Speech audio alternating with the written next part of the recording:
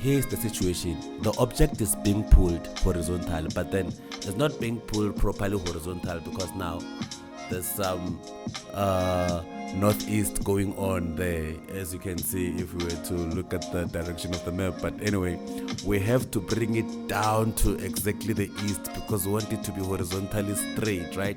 So there's a way where we do it like that. Now look at it. Now look at it like this.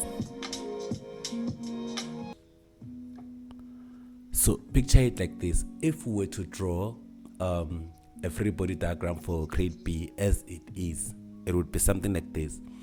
But this is not what we want. We want this force to be applicable like somehow for calculation's sake. It has to be in this direction exactly because we are talking about horizontal. This is no longer horizontal.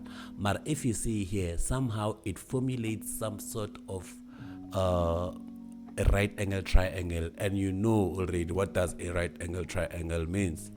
Ding, ding, ding, ding. What does it mean? A right angle triangle? Pythagoras theorem, right? Yeah, I think everyone, even people who don't know mathematics, they'll be like, Pythagoras theorem. Now this is the part to apply the Pythagoras, not really like in this case we're not going to apply the Pythagoras theorem as such, but I mean we're there because now we have the adjacent, we have the opposite, we have the hypotenuse to theta. We have the adjacent, we have the opposite, we have the hypotenuse to theta. But then if it was vertical motion, you were going to consider this part. But then since it's horizontal, we want to take the theta and bring it here. So we want to formulate this line here. We want to bring it down here. That's what we want to do. We want to close the gap so there shouldn't be an angle. What would happen if it was perfectly horizontal? So to get that, already we know we have this side. This side is the force, right? It's this force. We have this force, and then we have theta here. Suppose this side was x, right? Look at it like this.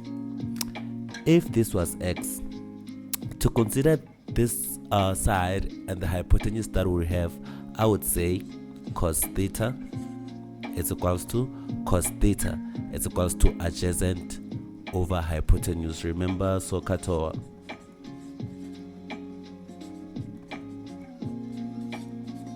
Remember SOHCAHTOA. Sine is equals to opposite over hypotenuse. Cos is equals to adjacent over hypotenuse. Actually, let me do this so it can look easier. Let me just say where this color is the main character.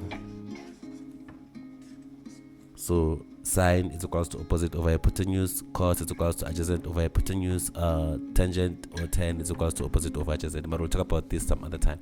I'm just saying for this case here. So we're going to say cos is equals to adjacent over hypotenuse. It's equals to x over f, which is the force that is given, the 7.5, the 7.5 Newton force over f.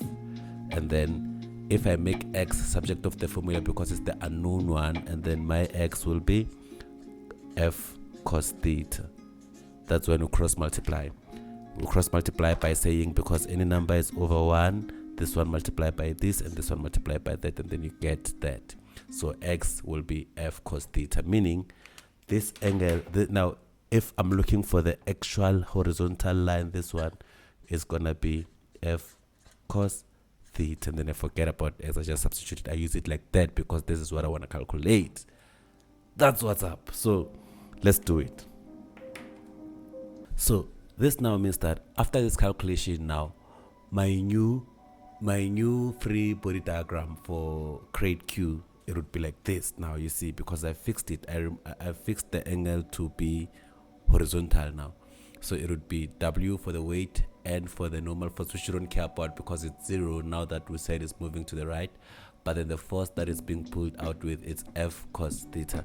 And I can go furthermore and say this force now is the same as 7.5 cos theta because it's 7.5 Newton there, the F is 7.5 Newton. So I can go further and say it's 7.5 cos theta like that. So this is what I have. So now these are the forces that I have, but these are not all the forces that I have.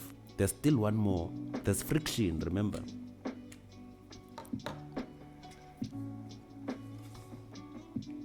I forgot about that. Somehow on our object there, as much as there's a tension, there's still friction acting again in that direction again. They said it was 2.2 Newton, the friction. So meaning still here, there's still another force acting that direction again, which is the friction. So it's two forces that are involved in the vector diagram here. So now to calculate theta, this is how it would go about. First, you must show your F net. It's a mark. If you don't show your F net, you're missing a lot of marks.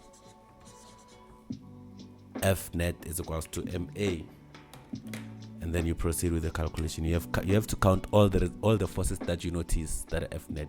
First, we have X, which is moving that direction, and X, we know that it's 7.5 cos theta, but it's positive. So it's 7.5 cos theta plus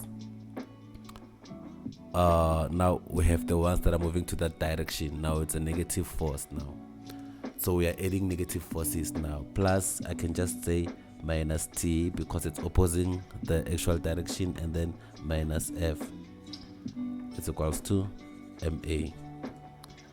Don't get lost. Remember, the tension, it was one rope that is tied to two blocks.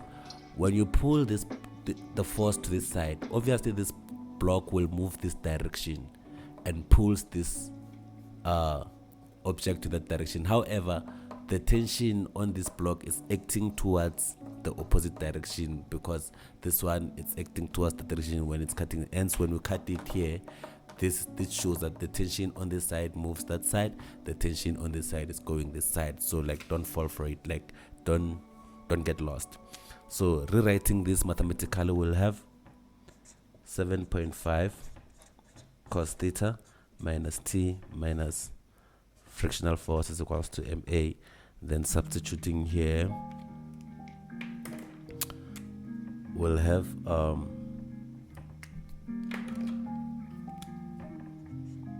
7.5 cos theta minus, we know our tension is 1.93 as calculated previously. The frictional force is 2.2 as given, is equals to the mass of the object Q is 2 kg, and we know that the acceleration is 0.1 meters per second squared. And now the only unknown variable we have here is theta. As you can see, working around your maths here,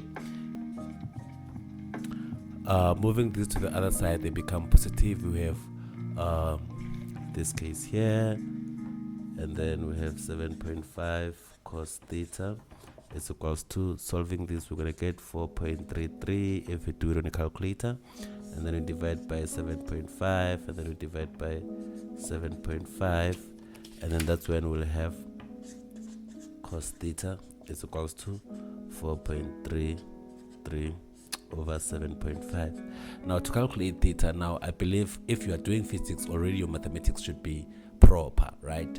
And then now to get theta, just going to say theta is equals to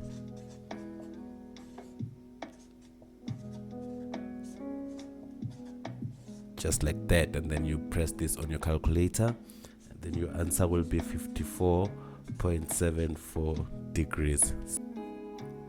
So yeah, all I'm saying is you just have to follow the rules, and then make sure like you read every question with understanding, and then you like also practice, man. Practice makes perfect. But otherwise, besides practicing, we're gonna make more videos that are like this.